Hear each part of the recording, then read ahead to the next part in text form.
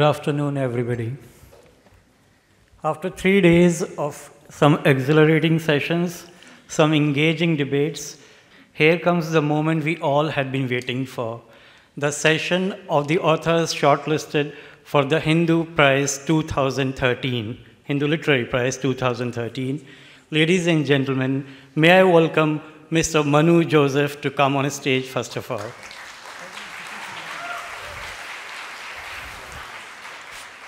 For those whose memory doesn't always act as a sieve, Manu was the first winner of the Hindu Prize in 2010, and this is the second time he has been shortlisted, this time for the illicit happiness of other people. Giving him company on stage will be Manjul Bajaj. Manjul's book, Another Man's Wife, is making waves, and she too has been nominated for this prize for the second time. Keeping both of them company on stage will be the US-based author Sonora Jha. Her work is aptly called Foreign.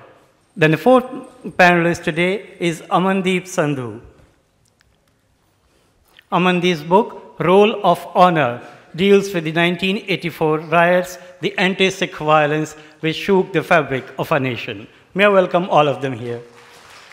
Before the authors read from their book and also introduce their work, there is a small ceremony. IDBI Bank would like to felicitate the shortlisted authors. 4 of them are here. The 5th one, Anis Salim, unfortunately couldn't be with us. May I request Mr. Krishnendu Banerjee and Ms. Maithili Balasubramaniam to be here, please, and felicitate our guests.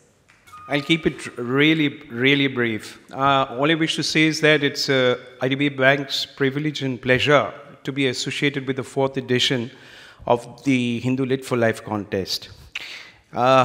In life, nothing is utopian, so there will be only one winner this evening. But from IDBI Bank's perspective, all 4 and the 5th gentleman, Mr. Anis Salim, who is not present, are rock stars. As a token of our appreciation, we would like to distribute our corporate gifts to each one of them. May I request Maithili to pass on 2 of them to Mr. Manu Joseph and Mr. Amandeep Sandhu.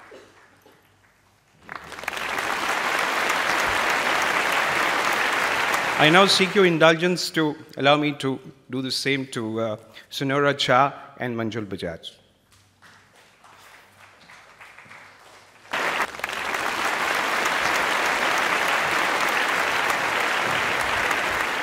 So, ladies and gentlemen, as Krishnendu said just now, I'm leaving you with the literary rock stars for the afternoon. Enjoy the session. Hi, everyone. It's really a pleasure to be here. I think I'd like to talk a little bit about my project and then the book, and then I'll go and read a little bit. This came about, I'm an academic and I'm a journalist, and it came about as an academic project for me at first. I was doing some research into journalistic coverage of the Vidarbha farmers, the farmers' suicides in particular, and then decided to write it as fiction because of the ways in which the stories were being told to me, and also because I wanted a larger audience for the book than just, my family and my colleagues, and also, journalistically, I found that there wasn't much coverage being done. Of course, the Hindu and Frontline have been amazingly sustained with their coverage. So the book is called Foreign, and foreign really represents a few things. It represents foreign seeds, it represents foreign ideas, foreign people, and sometimes the foreigners that need to get out of the way so that people can find their own solutions to problems. And the book is told through 2 points of view. One is a woman from America, an Indian woman called Katya, and the other one is Baji Rao, who's a farmer in Vidarbha. So I'm going to read to you a part from Baji Rao's point of view, the farmer's point of view, and indulge me because these were the parts that, even though they came far more easily to me, it was really easy to write these parts, I do recognize that I was trying to be under the skin of someone that I don't know. It's a male, he's a farmer, he has a very different life from mine. But this was the way I imagined it, and this is the way, in interviewing them, this is how I felt. So in this section that I'm going to read, he has just sold his kidney, which is, you know, something that is reality. A lot of people get desperate and sell their body parts for money out of desperation. So he sold it because his daughter is getting married and he's trying to earn a dowry for her. He's trying to collect money. And also these visitors have come, this woman and her child from America have come to stay with him in his home. And he has to find some money so that, because he is embarrassed about the state of his own home, and he wants to give his guests a comfortable time. So, but he's also a little bit resentful of them. So the chapter is called "To Speak of Sweet Things." He wanted to be home before the visitors were awake, so he could wash the alcohol off his breath. Gayatri would know, and she may look at him with that fallen face of disappointment, but she would understand. Yes, she would rush to him with concern when he told her he had to drink in order to dull the pain from the doctor's stitches on the gash to the side of his stomach. A mad bull had rushed at him in the dark as he was heading home from his brother's house. Yes, that's what it was. It had been so terrible. A raging mad bull. It must belong to that stupid Dongre. Hadn't the village asked that man several times to keep an eye on his cattle? Would she believe his lie? Yes, she must. She would have questions, a lot of questions. He would answer her questions right away, like he always did. The gash isn't too deep, at least not from the way it looks on the surface. Gayatri didn't know about these gashes. She didn't know about kidneys. She would only want to know about what the doctor had said. He would tell her a part of the truth. The doctor had said Bajirao should continue to walk around, keep an eye open for redness around the stitches, and not lift heavy weights. He wouldn't tell her that the doctor had wanted him to lie in bed for at least 4 days before all that. This doctor, who operated by night, this man who was probably doing this to earn more money for his own family, he had deftness in his hands and kindness in his eyes. It hadn't been hard to call his phone number and schedule the operation in the middle of the night.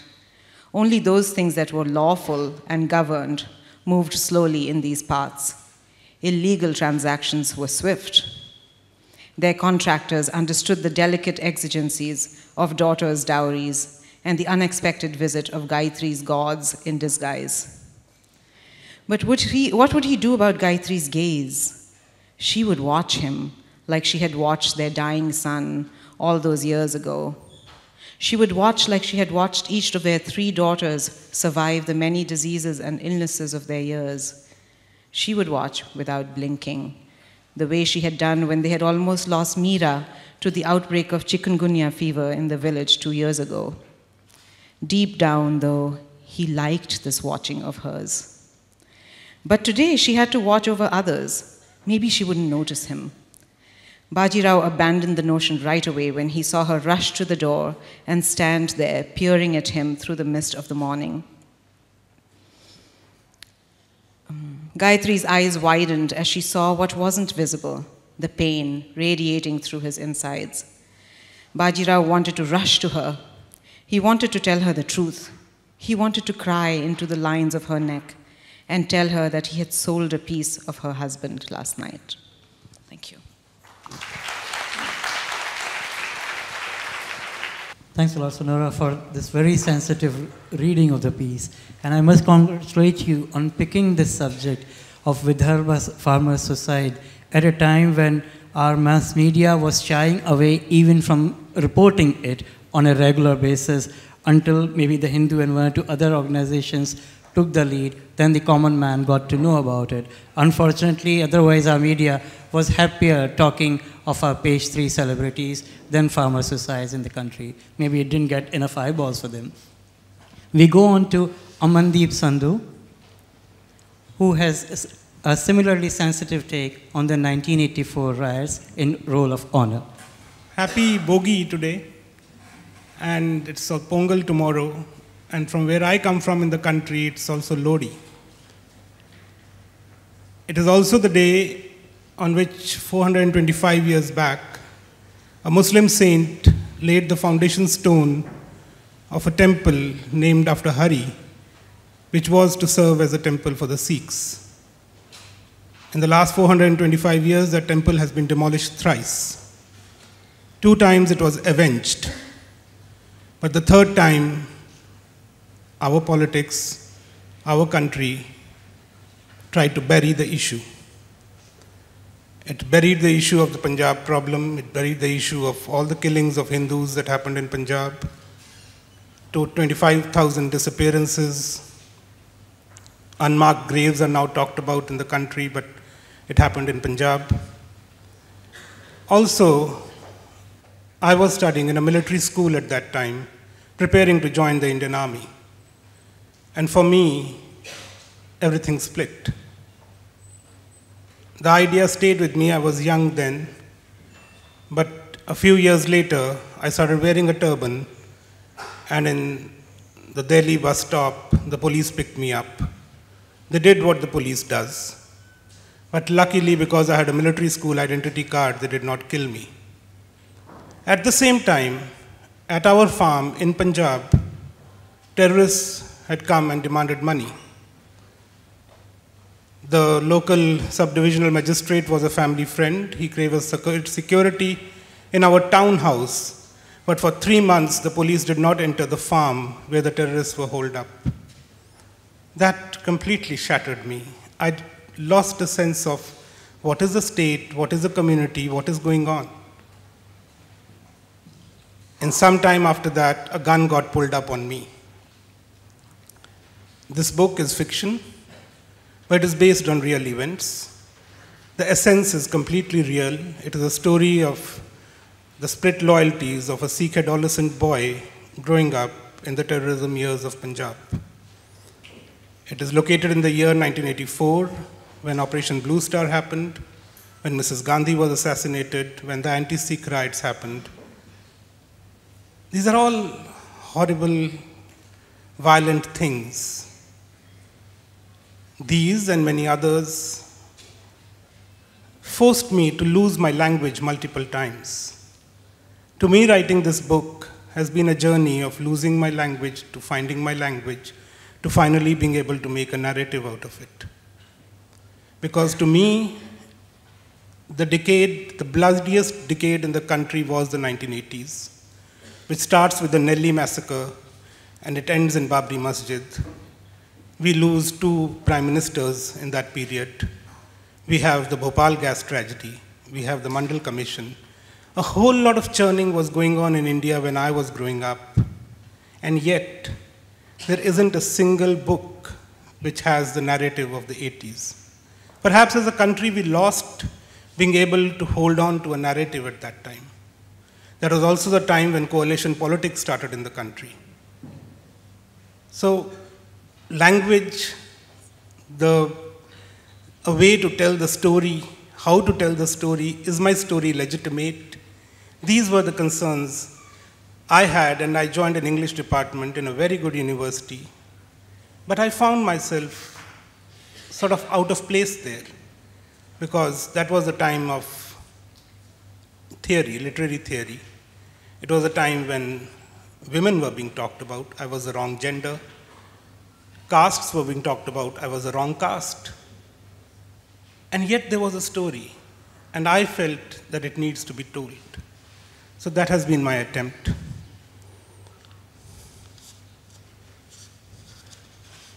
I'll read right from the beginning of the book so that you are led into the book.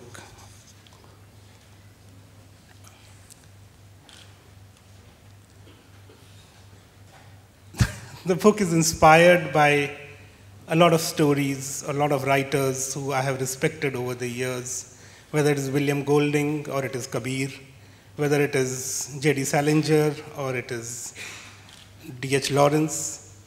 The title is from Yeats's poem. It's called In the Widening Gyre. I ran away 2.5 decades ago when a revolver kissed my forehead. I was then studying in a military school in Punjab.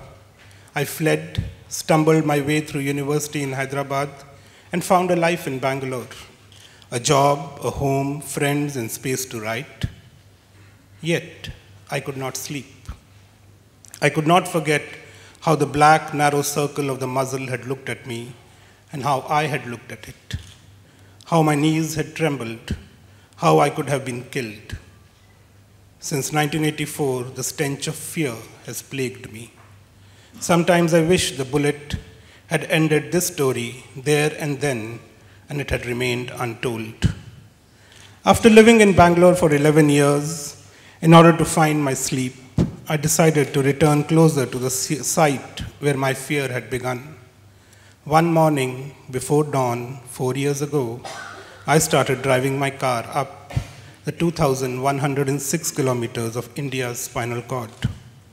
My trunk had only 4 suitcases. They contained all that I imagined to be of any use to me: clothes, photograph albums, fountain pens, ceramic flower vases, some torn old diary sheets in a plastic cover, the writing in faded ink, and some souvenirs that had adorned my study.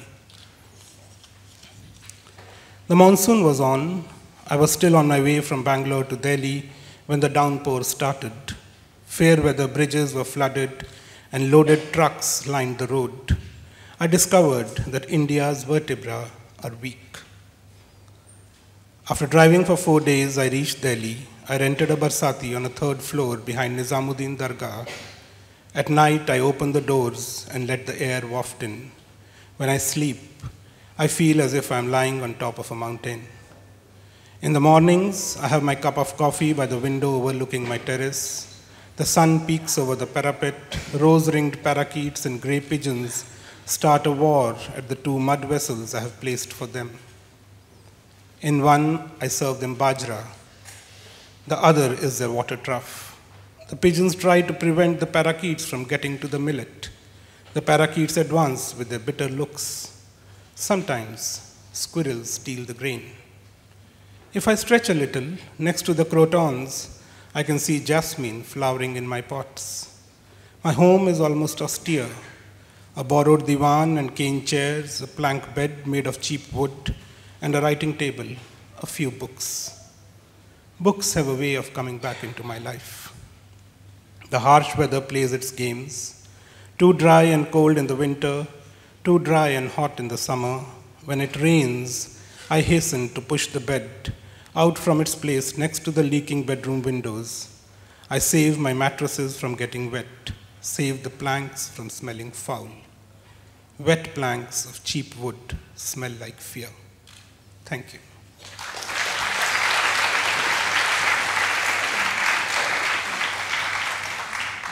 I don't know whether I should thank Amandeep. He has literally left me shaken talking of 1984. But I must thank him for recalling the days we as a nation and as a society are tending to forget. 1984 for me also, like Amandeep, was a very important year. The assassination of Indira Gandhi exposed the underbelly of India's famed middle class. I was personally a witness to middle class men and women driving their Maruti 800s, which was the car at that time, to fancy showrooms and walking away with TVs, with washing machines, with other electronic items in their car. And we had massacre at very many places in Delhi. We had an age-old cinema hall called Swarn, which was initially a mobile theater and then became a permanent theater. It was reduced to ashes within a couple of hours, and its owners, who were 70-plus couple, who had taken basically refuge at the cinema hall from their house, they were burnt alive over there. Let's just hope and pray that the decade he talked about does not come to visit our nation ever again. On a much more cheerful note, I leave you with Manjul Bajaj, with her story. She and Manu are the 2 authors left who have been, and the only 2 on the panel who have been shortlisted earlier for this award. Manjul's stories, fortunately, are not gruesome or angst-ridden. Over to Manjul. It's on? Yeah, okay. My book is a collection of short stories. There are 9 stories in it which explore the themes of love, desire, intimacy, lust, infatuation, the whole bag of emotions. And I'm not going to talk about the individual stories because that would take you all over the place. They were written over about 7 or 8 years and draw a lot from my life as a development professional, and they're based all over the country. What I'm going to talk about today is just the influences that shaped me as a writer, and what you can expect from my writing if you choose to read. You know, when I took Another Man's Wife out, it took 8 years to write, and I took it to the publishers, and everybody told me, there are no takers for short fiction. And I was absolutely astounded because when I grew up in Lucknow. It's a very important part of who I am. But when I was growing up, the short story was regarded as a very powerful and influential literary form. There were magazines and literary journals which routinely carried short fiction by Urdu and Hindi authors. My mother would be waiting for her latest fix of a Shivani story. Shivani was a local writer. And my father was very influenced by the progressive writers movement, and it was a very important part of our growing up years. And both my brothers are older to me, and one was reading a lot of O. Henry and Maupassant and the twist ending stories, and the other had this 4-volume Somerset Maugham collection of stories, which it was like an item of faith with him. He carried them around wherever he went.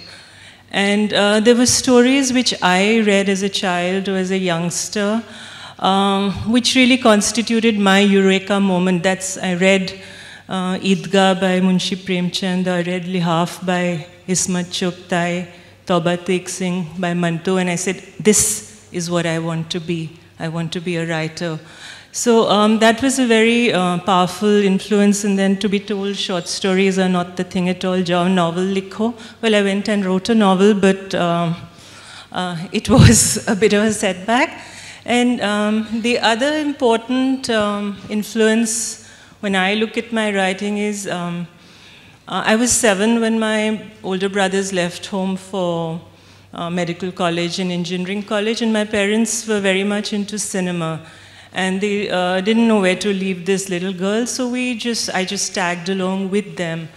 And so I was seeing films like M.S. Satyu's Garam Hawa and Ankur, all of Shyam Benegal's films really, Ankur, Manthan, Nishant, Bhumika, and these sort of, I think, are the substratum. These are the stories that have forged my zehen, my consciousness. And very often I laugh at myself because I think I'm trying to write a Shyam Benegal movie. You'll find exotic locales, you'll find conflicts of caste and class in my stories, you'll find very strong female characters, you'll find beginnings, middles, climax, endings. I'm not an experimental short story writer. I don't do, I don't push the envelope. These are stories like they were written when I was a child. And the power of this art, I'd say, is like I saw a film like Manthan about 5 or 7 times. And it was such a powerful influence that it took a girl from Lucknow. I grew up in a house with a boundary wall about 1 kilometer long. And it took me into rural Gujarat to work with cooperatives. And well, that's a good cue to end. And I'm going to read a segment of a story called Ripe Mangoes. It's about a Kathak dancer involved in a long-term extramarital affair with her tabla player. And her daughter is growing up and is very disapproving of the mother's transgressions. So I'm going to read 2 short segments, and I'll go to the podium if you don't mind. And a girl is never born alone. From birth, she is accompanied by 2 invisible twin sisters named Lajja and Sharm. Lajja is the older of the twins. Split seconds ahead, she whispers warnings, advises modesty, advocates caution. Lower your eyes. Watch that breeze. Don't run so fast. Hold down your skirt. Hide your knees. Don't look, don't touch. Not there. Not like that. Sharm is the nasty number, the tattletale, the teaser, the guilt tripper. She runs behind you saying, "You shouldn't have, why did you? What if someone saw you? Shame, shame on you." I never introduced Samina to that disastrous duo, thinking that no daughter of mine need grow up sandwiched like that between the voices of mawkish Miss Modesty and sly Sister Shame, unable to hear her true self. Yet I see them sitting there in her eyes, smiling smugly, and she smiles back, loving their company as she has never loved mine. When I packed my bags, took the children with me, and sat on the train to move to Calcutta, my mother wept loudly, not for my departure from the family fold, but for the death of her other two daughters, Lajja and Sharm. She hadn't noticed, but I had shaken off those bullies long ago. Kathak did that for me. In the smashing of the floor with my feet, in the twirling of waist and hips, in the flinging out of my arms, in the movement of my eyes, in reaching for the perfect fluidity of a dancer's gait, and in attaining the balance needed to execute the concentric spins of the Chakarwala Tukra, there was no space for my invisible sisters. There's another little short passage from the same book, and then there are two pillows and a bolster behind my head. My mouth is stained red with pan. Khan Sahib likes me to act the part of an indolent woman, like a movie starlet draped seductively on our ornately carved double bed with its maroon velvet bedrest. Soon he will put on some music and ask me to dance. In these moments, I feel a hatred for him that is as pure and intense as my longing for Shakir. The irony of it kills me. Of all our dances, Kathak is the one designed to make a man's head spin with excitement, so pulsating is its rhythm.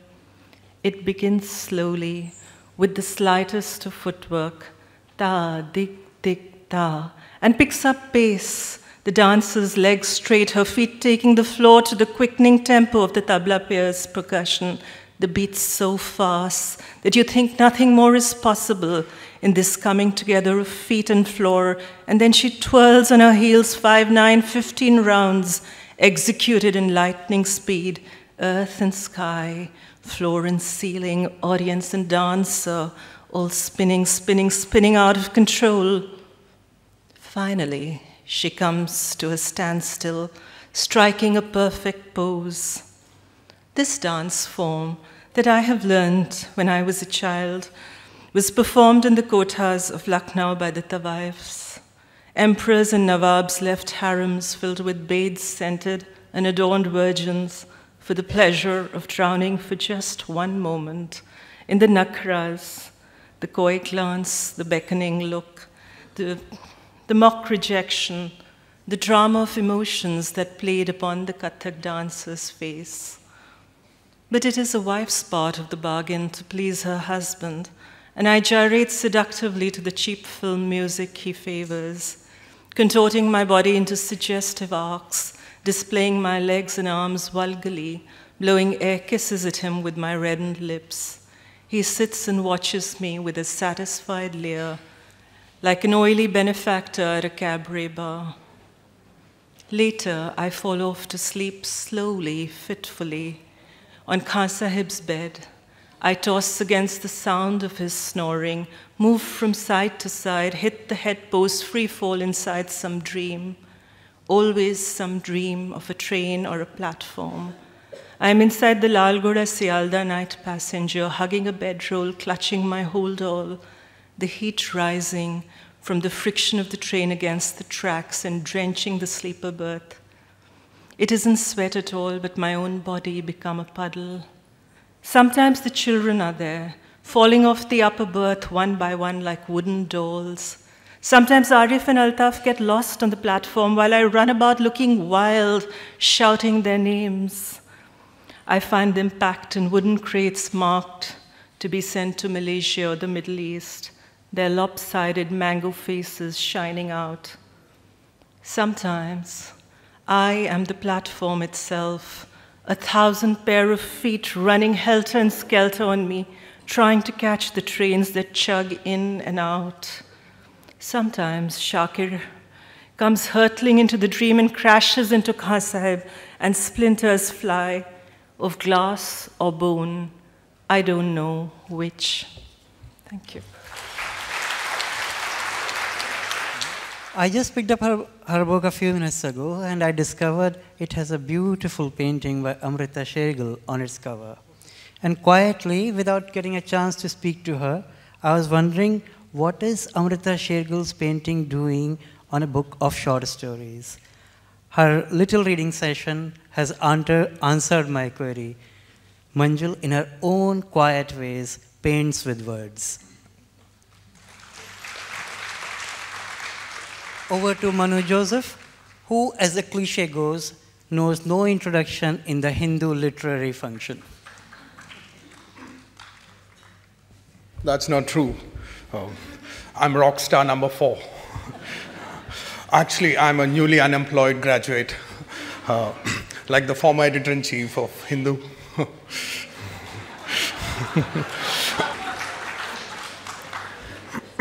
Actually, this should have been my first novel, but 10 years ago, when I decided to finally write a novel, I thought my first novel should not be autobiographical, chiefly because almost every Indian I knew was writing the autobiographical novel.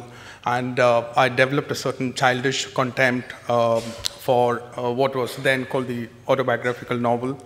And I also thought it was very unfair, because I thought it's very easy to tell your own story. So I felt that writers should attempt something which is difficult. Also, nothing bad really had happened to me by then, so I was not moved by my personal life. But also I had other problems. I thought that a memoir, the problem with a memoir masquerading as a novel is that a lot of things that you find interesting are probably not interesting to the reader. You know, probably your grandmom is not as cute as you think she is. And your first crush is probably no big deal. So you lose your power of judgment, I thought, if you are going to tell the story of your own life. These are all, of course, the fundas of someone who was very young. But I slowly realized that you can't hide behind a pillar and write. You have to emerge at some point. You have to reveal yourself. I finally decided, in fact, by the time I finished my first novel, I realized that you can't escape that fact. I decided to, Illicit Happiness of Other People is not exactly autobiographical, but it has elements of my life in Madras. I grew up here, and a novel is a transaction between the writer and the reader, and I thought I will tell you a story that I hoped you would like. In return, I will tell you a few things which you wouldn't have let me tell you because that's a bit dense. So I thought through the story I will earn the right to tell you what I really wanted to say. But I'm not going to tell you which part of the novel was the reason why I wrote the novel. The novel is also a tribute to a particular kind of journalist who is being phased out, the great alcoholic reporter. Madras was filled with them. They were great reporters, but their stories probably will never be told. And the character of Auseb Chako in The Illicit Happiness of Other People is one of those reporters, and he's someone who has made peace with the world around him. He's a kind of a man who feels that morality is probably the invention of unattractive men, because whom else does it benefit, really? And also his view of philosophy is that philosophy is a bunch of dim questions asked too early in the life of science. I believe that too in a remarkable coincidence. The first small portion I'm going to read you is the lane where I grew up. It was Rajaram Colony in Kodambakam, though it is called Balaji Lane here. I don't know why I changed the name.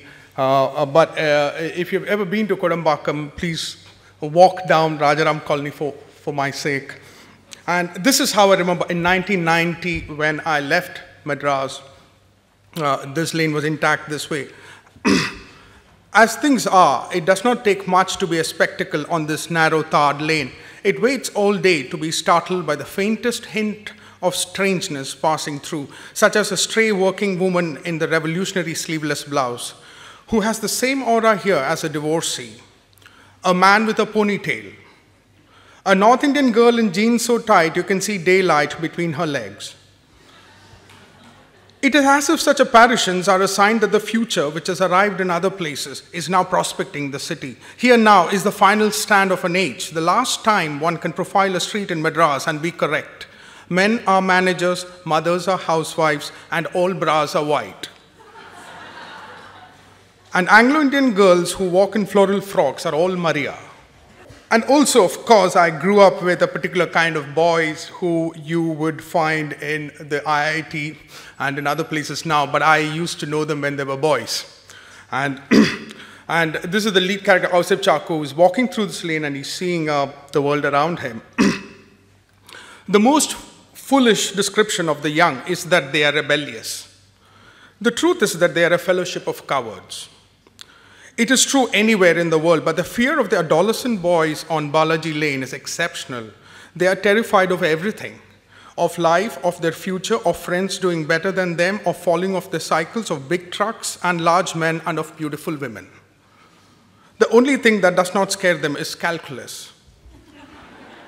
They might have turned out a bit differently if they had not been so retarded by a long, torturous preparation for one engineering entrance exam. The day they were born and were diagnosed with having a penis, their fate was decided to one day take the joint entrance exam. Their fathers tell them every day of their lives, sometimes holding a leather belt in their hands, that the JEE alone will decide their lives because it will eventually take them to America on a full scholarship. On a street where every boy knows that his future rests on a single test with multiple choice questions, it is appropriate that the 4 identical buildings here are named A, B, C, and D. Now, Tomo Chako is definitely, I promise it's not autobiographical.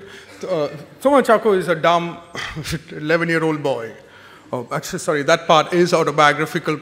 And Tomo Chako has a very fatal flaw in Madras then. He is weak in maths. Which is actually not true in my case. But Tomo Chako is worried what is going to happen to his life. And he's sitting in the class where the headmaster is going around beating up people who have failed in subjects, which I think still happens. Tomo Chako considers how hard it is to be a bright person. He imagines the sheer length of human life, the many years ahead of him. He is 12. He has a long way to go. Will Toma make it?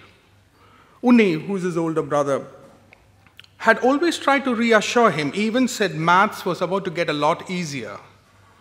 He said the Home Minister, who's responsible for happy homes, would soon pass a law changing the value of pi from 3.14159 to just 3. Making it easier for all Indian children to calculate the area of a circle. That's what Unni said, but it was probably a lie, like many other things he used to say. Every day, Toma tries to improve his mind, but he does not possess the power of concentration. He stares at the open textbook for hours and is distracted by the pain of the parallelogram, which is slanted forever. His nails scratch the page to straighten its tired limbs. It affects him. The great arrogance of the equilateral triangle, the failed aspiration of the octagon to be a circle, the eternal suffocation of the denominator that has to bear the weight of the unjust numerator.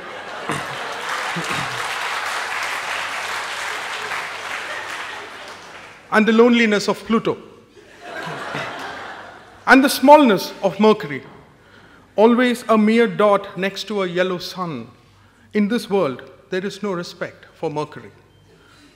Every day, Toma tries to memorize interesting facts, but his head is porous. There are only 2 impressive facts he knows. For some reason, they have stuck in his head the full form of KGB and Pele's real name. Every day, Thoma hopes a miracle will occur, and Maithili Balasubramaniam will ask him, Thoma, what does KGB stand for? And I wonder if Pele is his real name. But miracles do not happen in Thoma's life, even though he's Christian. The thought of his bleak future brings the apparition of a woman to his mind. She has black, decaying teeth. It is his future wife. A fate foretold to all the boys who are not very clever, which is true then. But when he becomes a man, he wants a pretty wife. She would have long braided hair. She would be in a red cotton sari and a tight blue blouse, and she would be somewhat scared of him. On the days of sorrow, she would put her nervous head on his shoulder and cry inaudibly, and just for a few moments, not long. He would never beat her. He would speak to her with respect. He would treat her well. He would never penetrate her. It is improbable. Well, this is a sign of respect from a boy's point of view. I mean, nobody understands boys. It is improbable that Thoma will be thrashed today because he has not failed in any subject in the monthly test. Somehow, he usually manages to pass, barely pass, but there is always a chance that something can go wrong.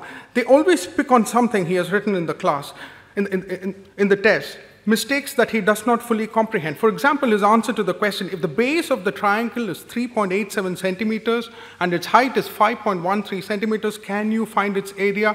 Of course I can, Thoma had written. A slap for that. He does not know why. Then there was this laughably easy question, which living thing makes its own food?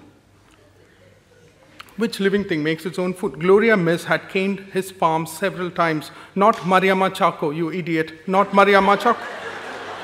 Which living thing? Which living thing? Is your mother a thing? The correct answer was plants, she said, which is absurd. Science is hard because it cannot be fully understood. It can only be accepted, like catechism.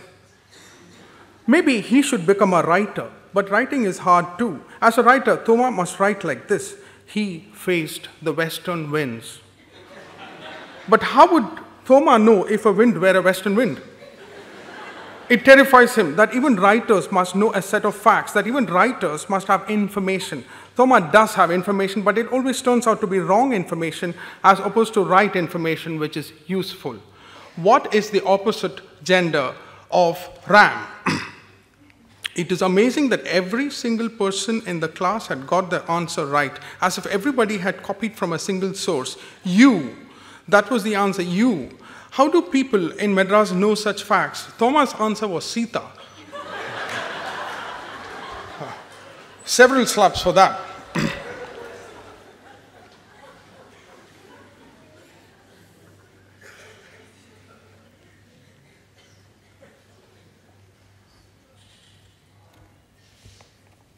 How much time do I have?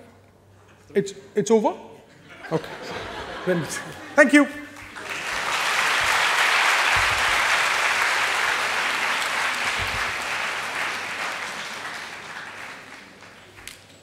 Thanks a lot, Manu, for making maths enjoyable.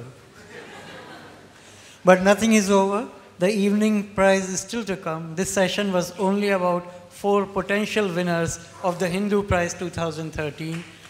May the best man or woman win, and the winner shall be here this evening again with you. Thanks a lot.